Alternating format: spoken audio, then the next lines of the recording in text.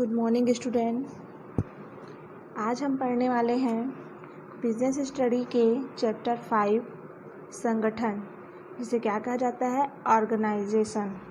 ठीक, तो देखिए, जब हमने चैप्टर शुरू किया था तो चैप्टर 1 में हमने जाना था प्रबंध की प्रकृति और महत्व के अंतर्गत हमने उसके उद्देश्य, प्रबंधकीय कार्य और उसके आधारभूत तत्वों को हमने समझा था।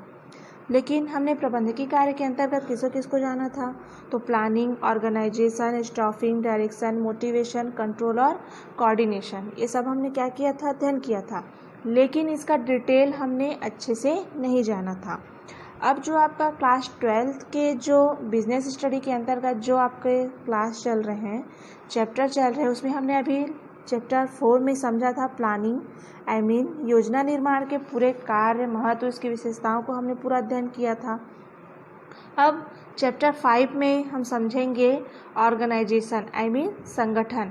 तो संगठन है क्या, संगठन का introduction, meaning of organisation, definition, ये सब क्या करेंगे, हम इस चैप्टर में ज्ञात करेंगे। तो देखिए, संगठन है क्या, तो देखिए, निर्धारित उद्देश्यों की प्राप्ति हेतु 2 या 2 से अधिक व्यक्तियों का समूह क्या कहलाता है, संगठन कहलाता है। अर्थात अपने निश्चित उद्देश्य की प्राप्ति हेतु जब 2 या 2 से अधिक व्यक्ति एक समूह बनाकर जब क्या करते हैं, कार्य करते हैं, वो क्या कहलाता है, संगठन कहलाता है। अर्थात संगठन व्यक्तियों का वह समूह होता है जो निश्चित उद्देश्य की पूर्ति के लिए संगठित किया जाता है। तो सबसे पहले हम समझते हैं संगठन का इंट्रोडक्शन, प्रस्तावना। तो संगठन है क्या, तो देखिए, आप सभी जानते हैं कि अकेला व्यक्ति कुछ भी नहीं कर सकता, उसके साथ कोई ना कोई अवश्य होता है। एक छोटे व्यवसाय को स्वयं स्वामी संचालित कर लेता है, किंतु बड़े व्यवसाय व उत्पादन में स्वामी स्वयं कुछ नहीं कर सकता। बात चाहे व्यवसाय की हो या धर्म, समाज सेवा, खेल, शासन या संस्था की, ये सभी व्यक्तियों के समूह के विभिन्न नाम हैं, जिन्हें हम क्या कहते हैं, संगठन, समुदाय या संस्था आदि नामों से जानते हैं। ठीक है, आप सभी जानते हैं। तो इन विभिन्न नामों के आधार पर ही उन संस्थाओं के लक्ष्य निर्धारित किए जाते हैं। जैसे विद्यालय भी एक प्रकार का क्या है, संगठन है। विद्यालय मात्र कह देने से उसके लक्ष्य, उसके कार्य, उसकी समस्त गतिविधियों हमारे सामने उस तस्वीर के रूप में सामने आ जाती है। स्वयं राजा राज्य नहीं चला सकता, केवल कप्तान खेल नहीं जीत सकता, वैसे ही जैसे अकेला प्राचार्य विद्यालय का कुछ भी भला नहीं कर सकता, जब तक कि विद्यालय के सभी शिक्षक, कार्यालयीन स्टाफ या छात्र संगठित होकर स्वयं क्या न करें, कार्य सहयोग न करें उसके लिए, है ना। व्यवसाय में भी संगठन की महत्ता पर प्रकाश डालते हुए प्रोफेसर सी कैनिथ ने भी यह भी सत्य कहा है कि एक कमजोर संगठन अच्छे उत्पाद को मिट्टी में मिला सकता है, और एक अच्छा संगठन जिसका उत्पाद क्या होता है, कमजोर होता है, अच्छे उत्पाद को बाजार में भगा सकता है। अर्थात वर्तमान में उत्पाद का संबंध श्रम, पूंजी, प्रबंध व साहस रूपी संगठन से है। समस्त व्यवसायियों को अपने व्यवसाय का संगठन इस प्रकार चाहिए कि उन्हें अपने साधनों का भरपूर लाभ मिला सके। तो ये क्या हो गया, हमारा संगठन का इंट्रोडक्शन। लेकिन देखो, जब कभी भी 2 या 2 से अधिक व्यक्ति मिलकर किसी कार्य को क्या करते हैं, ठीक है, मिलकर कार्य को करते हैं तथा उनमें कार्यों का विभाजन व कार्य की अवधि का निर्धारण करना क्या हो जाता है, बहुत ही आवश्यक हो जाता है। यहीं से संगठन का क्या होता है, शुभारंभ अर्थात श्री गणेश होता है, कहा जाता है। किसी संस्था में नियोजन के पश्चात दूसरा महत्वपूर्ण कार्य संगठन का बनना होता है। देखिए, सबसे पहला क्या हो गया, किसी प्रबंध संस्था में या किसी संस्था में सबसे पहले क्या कर लिया हमने, किसी नियोजन तैयार कर लिया, कोई प्लानिंग हम तैयार कर लिए अपने व्यवसाय को चलाने के लिए। उसके बाद फिर उसका दूसरा महत्वपूर्ण कार्य क्या हो जाता है, संगठन अर्थात संगठित करना। वास्तव में संगठन विभिन्न स्तर के कर्मचारियों, अधिकारियों और विभागों को मिला जुला कर बना हुआ क्या है, एक प्रकार का स्वरूप है। किसी उपक्रम को अपनी सफलता के लिए श्रम, पूंजी, प्रबंध, साहस जैसे 5 परंपरागत साधनों का पूर्ण विदोहन करना आवश्यक होता है, जो मैंने आपको अभी बताया। उसी प्रकार से कंपटीशन युग में अब छठे साधन के रूप में तकनीक, टेक्नोलॉजी का पूर्ण विदोहन भी आवश्यक हो गया है। संगठन एक ऐसा कार्य है जो समाज के प्रत्येक क्षेत्र स्तर पर क्या है, व्याप्त है कहा जाता है। जैसे आपका परिवार हो गया, आपका विद्यालय, संस्थाएं, व्यवसाय, उपक्रम, मंदिर, मस्जिद आदि सभी जगह संगठन का अस्तित्व व्याप्त है। ठीक, जैसे अभी मैं आपको बताया था कि एक स्कूल में प्राचार्य, शिक्षक, वहाँ के कार्यालयीन स्टाफ, विद्यार्थी, लैब आदि सभी संगठन के अंग होते हैं। अतः जीवन के प्रत्येक क्षेत्र में सफलता प्राप्त करने के लिए संगठन क्या है, बहुत ही आवश्यक है। तो प्रबंध में संगठन के महत्व पर प्रकाश डालते हुए प्रोफेसर ने अभी कहा था कि देखो, मैं फिर से रिपीट कर रही हूँ, क्या कहा था कि एक कमजोर संगठन अच्छे उत्पाद को मिट्टी में मिला सकता है, और एक अच्छा संगठन जिसका उत्पाद कमजोर है अच्छे उत्पाद को बाजार में क्या कर सकता है, तेजी से दौड़ा सकता है। तो ये क्या हो गया हमारा संगठन का इंट्रोडक्शन। अर्थात एक निश्चित उद्देश्य की प्राप्ति के लिए जब 2 या 2 से अधिक व्यक्ति समूह बनाकर कार्य करते हैं वो क्या कहलाता है, संगठन कहलाता।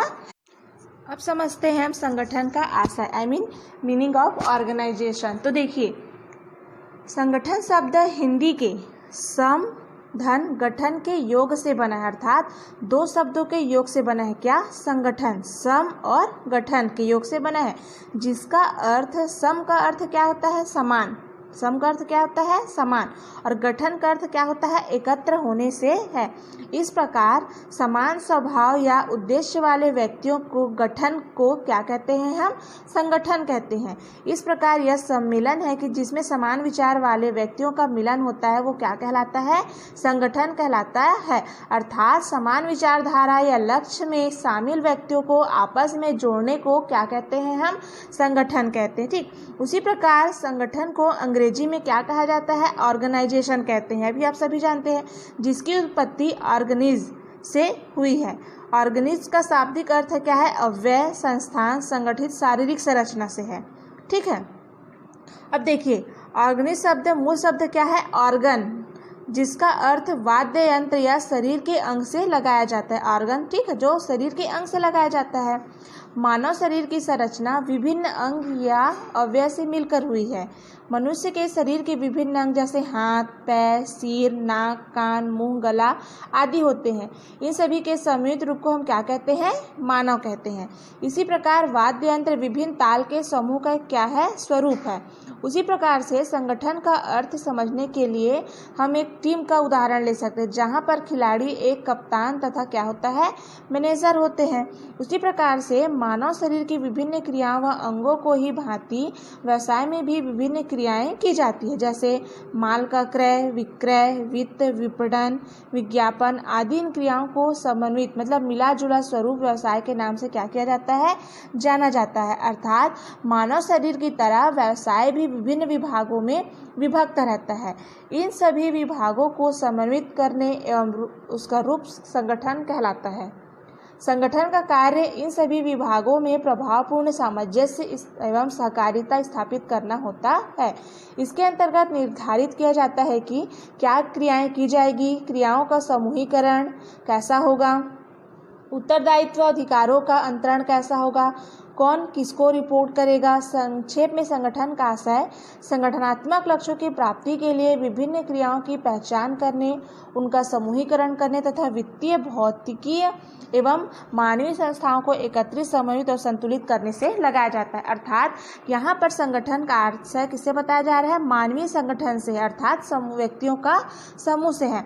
हमें केवल इतना याद रखना होता है कि मात्र व्यक्तियों के समूह को हम संगठन की संज्ञा नहीं दे सकते, क्योंकि उनका उद्देश्य नहीं है। इसे भीड़ कहा जा सकता है। किंतु कुछ व्यक्ति किसी कार्य को करने के उद्देश्य से क्या हो जाते हैं, उपस्थित हैं, तो उन व्यक्तियों के समूह को संगठन कहेंगे। यदि एक व्यक्ति किसी उद्देश्य के लिए किसी स्थान पर उपस्थित हो तो वह भी संगठन नहीं कहलाएगा, क्योंकि संगठन में कम से कम 2 व्यक्तियों का होना क्या है, बहुत ही आवश्यक है। जिससे यह निष्कर्ष निकलता है कि 2 या 2 से अधिक व्यक्ति जो पूर्व निर्धारित उद्देश्यों से एक स्थान पर एकत्र हो उसे क्या कहते हैं, संगठन की संज्ञा ली जा सकती है। इस प्रकार व्यवसाय में कार्यरत विभिन्न स्तर के सभी कर्मचारी अधिकारी व्यवसाय के उद्देश्य को प्राप्त करने हेतु एक निश्चित स्थान पर प्रबंध के निर्देशानुसार कार्य करते हैं। इन सभी का समन्वित रूप क्या कहलाता है, संगठन कहलाता है। संगठन का इंट्रोडक्शन, उसका आशय। अब हम समझते हैं संगठन की परिभाषाएं, मतलब डिफिनेशन ऑफ ऑर्गेनाइजेशन। तो विभिन्न विद्वानों ने संगठन को अलग अलग ढंग से परिभाषित किया है। कुछ प्रमुख परिभाषाएं इस प्रकार है। तो देखिए, सबसे पहले हम समझते हैं प्रोफेसर लुई हेने के अनुसार संगठन का क्या कहना है। तो किसी सामान्य उद्देश्य अथवा उद्देश्यों की प्राप्ति के लिए विशिष्ट अंगों का मैत्रीपूर्ण संयोजन ही क्या कहलाता है, संगठन कहलाता है। अर्थात प्रोफेसर लुई हेने का क्या कहना है, किसी निश्चित उद्देश्य की प्राप्ति के लिए क्या करना, संगठित करना ही क्या कहलाता है, संगठन कहलाता है। दूसरा देखते हैं मैकफार्लैंड के अनुसार।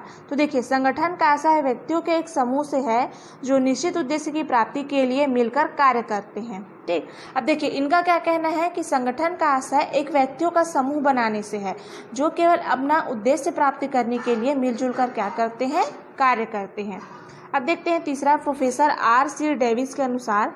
तो संगठन मूलतः व्यक्तियों का वह समूह है जो एक नेता के निर्देशन में सामान्य हितों की पूर्ति हेतु क्या करता है, सहयोग करता है, बोला जा रहा है। अब देखते हैं चौथा मुने तथा रेले के अनुसार। तो संगठन सामान्य हितों की पूर्ति के लिए बनाया गया मनुष्यों का एक क्या है, समुदाय है, मतलब एक संस्था है, बोला जा रहा है। पांचवा है C.E. नोपेल के अनुसार। तो कुछ निश्चित उद्देश्य की प्राप्ति के प्रयत्न में मनुष्य के बीच संबंधों का उचित समायोजन क्या कहलाता है, संगठन कहलाता है।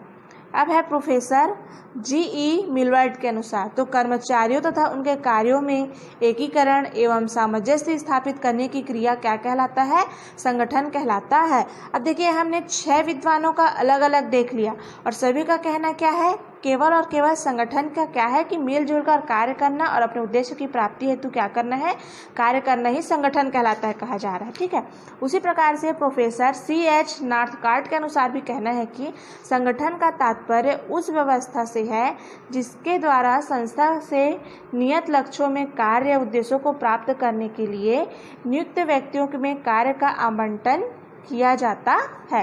ठीक, अब 8वां देखते हैं प्रोफेसर E.F.L. ब्रेच के अनुसार। तो संगठन प्रबंध की संरचना है क्योंकि वह अधिक सार्थक कार्य संपादन के लिए कुछ उत्तरदायित्व को उचित भागों में विभक्त कर वितरित करता है। अब है प्रोफेसर डॉक्टर W.R. स्प्रिगल के अनुसार। तो संगठन वास्तव में विभिन्न क्रियाओं तथा घटकों के बीच का क्या है, संबंध है। ठीक, अब है 10वां ILO सलाहकार समिति के अनुसार संगठन का परिभाषा क्या बोल रहे हैं।